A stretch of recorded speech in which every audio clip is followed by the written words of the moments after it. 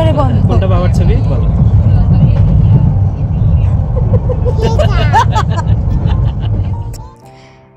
Hello everyone, আসসালামু আলাইকুম। দারুণ একটা টিপ দিয়ে আজকে আমাদের চট্টগ্রাম ফেরার পালা।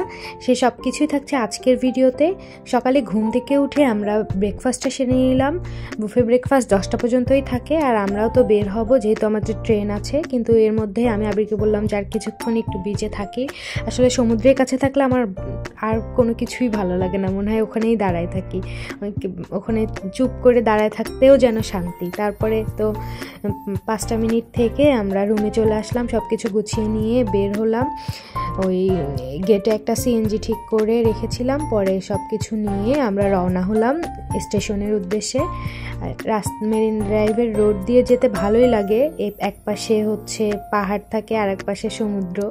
ইনায়া তো গাড়িতে বসেই ঘুম দিল, আর আমি চারদিক দেখতে দেখতে যাচ্ছি। রাস্তার অনেক কাজ চলছিল, এই জন্য অনেক ঝাঁকি হচ্ছিল, জার্নিটা স্মুথ না।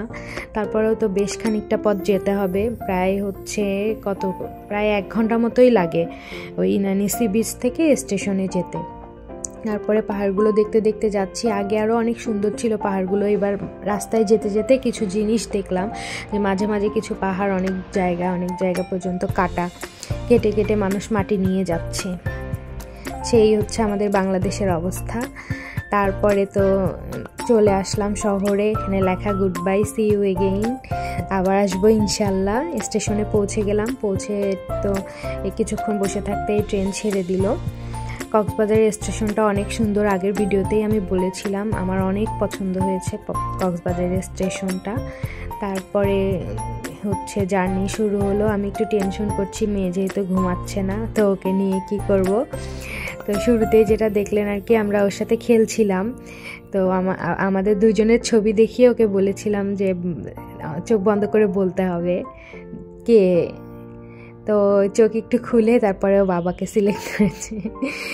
দুষ্টু হয়ে যাচ্ছে, বড় হচ্ছে তো। তারপরে হচ্ছে এগুলো করেও তো ওকে থামানো যাচ্ছিল না, তো তারপরে আমি ওকে বসে নিয়ে গল্প করলাম অনেকক্ষণ, এটা ওটা বলে ওকে ভোলানোর চেষ্টা করছি যাতে বিরক্তটা কম করে।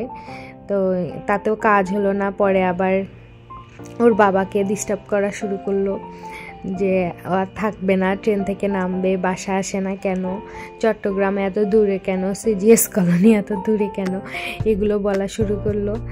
আরও হচ্ছে একটু বিরক্তটা বেশি করার কারণ পাশের সিটে 2টা বেবি ছিল, ওরা অনবরত বাইরের জিনিস খাচ্ছিল। তো ও তো বাইরের জিনিস খায় না, তো ওদের অ্যাক্টিভিটিসগুলো দেখে ও একটু অ্যাবনর্মাল সাইন দিচ্ছিল যে ওরা এটা করছে। তো এই জন্য আমরা ওকে বোঝানোর জন্য অনেক চেষ্টা করছিলাম এটা ওটা। পরে তো মেয়ে হচ্ছে শেষে যখন কাছাকাছি চলে আসলাম তখন বেশ কোঅপারেট করলো যে আমরা চলে আসছি, কিছুক্ষণের মধ্যেই আমরা পৌঁছে যাব চট্টগ্রাম স্টেশনে। আসো আমরা একটু হচ্ছে হাট বানাই। তো এটাতেও অনেক ভালোই ব্যস্ত ছিল সে। তারপরে হচ্ছে চুলগুলো যে এরকম পাগলি জুগলি হয়ে থাকে সারাদিনই, ওকে চুল বাঁধানো যায় না। আমি অনেক চেষ্টা করেও চুল বেঁধে দিতে পারি না, হয়তো জোড়াজোড়ি করে বেঁধে দিয়েও তখন আবার হচ্ছে খুলে ফেলে, 5 মিনিটও রাখে না। তো ওকে বলছিলাম যে এরকম এলোমেলো হয়ে স্টেশনে নামা যাবে না, পরে একটু ঝুটি করে দিলাম, দিয়ে তারপরে এই তো আমরা স্টেশনে পৌঁছে গেলাম। স্টেশনে নেমে ইনায়ের এটা সবচেয়ে পছন্দের কাজ, ট্রলিতে বসে বাবার সাথে যাওয়া। তো ফাইনালি আমরা চট্টগ্রামে পৌঁছে গেলাম। আমাদের কক্সবাজার ট্রিপটা দারুণ ছিল, অনেক উপভোগ্য। এইভাবেই আমাদের এই 3টা দিন সুন্দরভাবে কেটে গেল। তো সবাইকে ধন্যবাদ। আমরা পৌঁছে গেলাম আমাদের গন্তব্যে। সবাই ভালো থাকবেন, আমাদের জন্য দোয়া করবেন। ধন্যবাদ।